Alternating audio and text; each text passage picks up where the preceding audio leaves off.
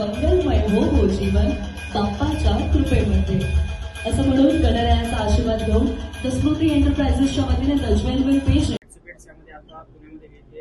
पुण्यामध्ये माझ्या टीमने जे मला आकडा दिला आहे तो आहे 80चा. तर आज आपण 80 कंटेस्टंट्स इथे पाहणार आहोत आणि मी खूप एक्साइटेड आहे.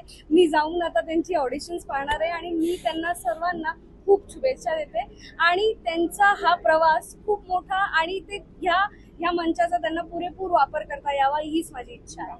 याचा फिनाले कधी असणार आहे आणि पुण्यातून किती निवडून मिळतील? येस, ह्याचा फिनाले असणार आहे जून मध्ये. तारखा डिसाईड नाही आहेत आणि तसे डिसाईड झाले आम्ही जरूर नक्की तुम्हाला कळू.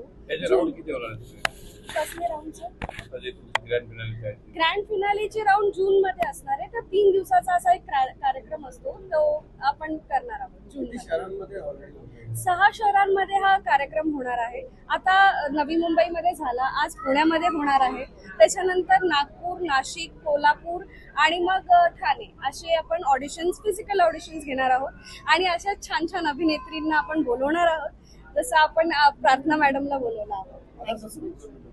हा सर, याचा ग्रँड फिनाले जो आहे तो मुंबईमध्ये पार पडणार आहे. 6 ठिकाणचे ऑडिशन झाल्यानंतर आपण एक असा रंगमंच घेऊन आलो आहोत की वेगवेगळ्या व्यक्तींना याच्यामध्ये सहभागी होऊन एक असा महाराष्ट्राची सुंदरी आपल्याला निवडायची आहे की जी महाराष्ट्रामधून येईल आणि महाराष्ट्राच्या कमीत कमी मोठ्या 6 मेजर शहरांमधून आपण निवडून फिनालेसाठी आपण कंटेस्टंट निवडत आहोत की ज्याच्यातून महाराष्ट्राची सुंदरी निवडली जाईल.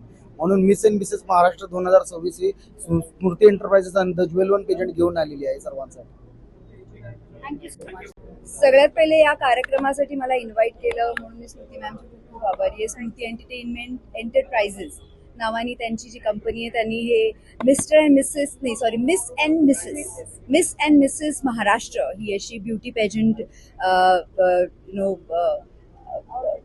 इव्हेंट ऑर्गनाईज केली आणि त्याच्यासाठी त्यांचे खूप खूप आभार. कारण इथे कमाल परफॉर्मन्सेसवर बघितले केवढे सगळे पार्टिसिपेंट्स होते. त्या सगळ्यांना माझ्याकडनं खूप साऱ्या शुभेच्छा आणि thank you so much for inviting me. Thank you आणि थँक्यू प्रार्थना मॅम, तुम्ही आलात, आमच्या मंचाची शोभा आणि स्मृती एंटरप्राइजेसची शोभा वाढवली.